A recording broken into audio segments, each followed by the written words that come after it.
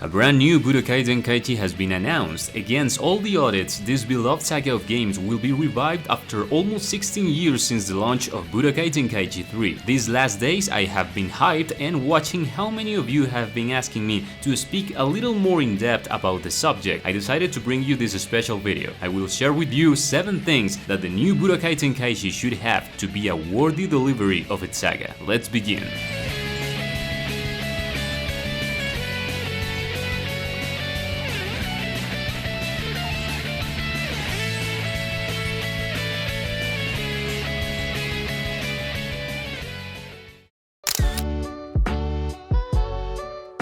Number 1. The story mode. This is one of the crucial points for what would be a good reception for this new delivery, at least from my point of view. The Budokai Tenkaichi saga has always been in charge of representing the Dragon Ball Z story in an episodic way with combat between dialogues, which was not its greatest strength, but it gave us a way to experience in different ways the story that we liked so much in a different context with the fluid gameplay of these games. However, for this new release, I wish they focus a little more on the subsequent sagas in Dragon Ball Super. We can agree that the story of Dragon Ball Z has been represented since forever until this point, and I think it already reached its highest peak with Kakarot, at least visually speaking. At this point, we don't have any game specifically bothering to give us a full Dragon Ball Super story mode. Xenoverse 2 has done its part, but it's not like everything is being told in a completely canonical way. And I'm not saying that in the new Tenkaichi they need to put cinematics, boss fights, and quick time events with a huge budget and technical quality, but adapting the arcs with occasional new unique mechanics that can only be seen in the story mode. Of course, if it had a story mode with all Dragon Ball Z and then also one with the Dragon Ball Super arcs would be great, although it is not sure. Let's not rush ourselves. Number 2. A good netcode for online. If there was something that was needed to be improved in the previous Tenkaichi was the online experience. Unfortunately, those of us who had the game at the time and did not have a Nintendo Wii could not play online matches, even though programs like Parsec currently allow us to play online matches through an emulator. I can't think of anything more impressive as the online playing community of a Budokai Tenkaichi today, but in order to work, you need a stable code, a constant connection with less delay so that the competitions reach their full potential. The possibilities are huge if the developers work on this.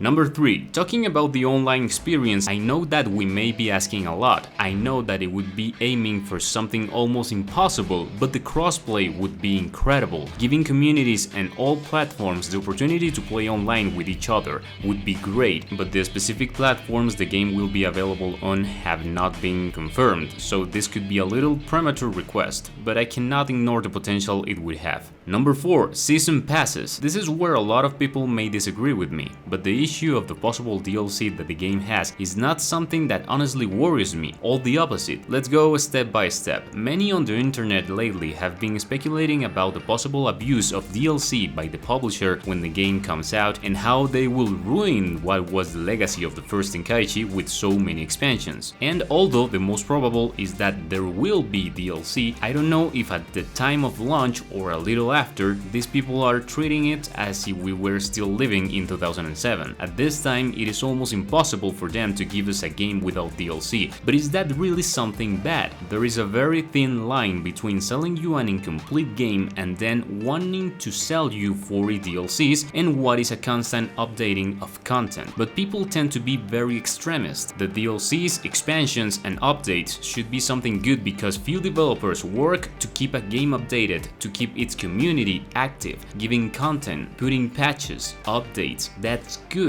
Don't make your life sitter by saying that the game is going to be pure DLC, because none of us here work at Bandai. We all have the same information, the teaser, that's it. So far, that's all. And yes, we will probably have DLC, and yes, we hope that they're not abusive with that because it is not about them making fun of us as players. I am just hoping for the best for the continuation of this great saga of games. But you know, if Bandai ever announces a season pass for this game, I will be the first one to be happy about it, because examples like Naruto Shinobi Striker, Dragon Ball FighterZ, or even My Hero One's Justice 2 teach us how a game can be kept alive through the years by giving good treatment to the community, keeping them updated and with new content. Isn't that what you want for your favorite game saga? I do, so we hope that the business model offered by the developers is the ideal for both the players and the company. Can you imagine a season pass like in Kakarot bringing us different story expansions with content related to the Broly movie? Later sagas like Moro or Granola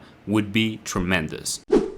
Number 5. Customization and variety of skills. By this, I do not mean that the game let us create our own character. That is not the main approach. I mean that they let us customize the original characters based on a repertoire of skills and accessories that the game gives us. Something similar to the capsule system in Budokai 3, where each character had not just a couple of special skills, but a lot more that we could choose to create the version of that character that fits us the best. I think it would be very good for the long-term diversity of the combat.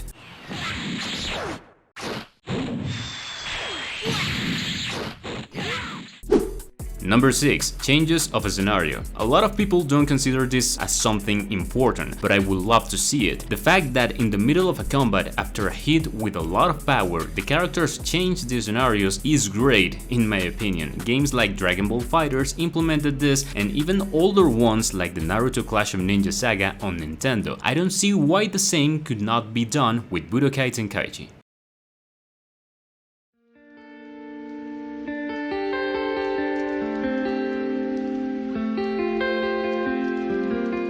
Number 7. Last point, and probably the most important for me, that they need to respect the original game scheme. At first hand, this is something we should not worry about. It is supposed to be a continuation for the Tenkaichi saga. Therefore, they should keep the large most of the gameplay sections and the gameplay feeling of the original titles. I just hope with my heart that it does not become another attempt to bring back the saga but modifying its essence from the roots. I really hope not. That they continue to maintain the freedom of movement in a wide arena fighter scenario, that they continue to respect the kinesthetic of the melee combos, that they maintain the spectacularity of the special techniques and the transformations, that they keep the beam struggles, the mergers, the different skins, the number of characters, the accessibility, the learning curve, all for the sake of the continuation. I know sometimes we ask for a lot, but we are the ones who have waited almost 16 years for this new release that we thought would never come. It's a great time for anime games fans, and I only hope for the best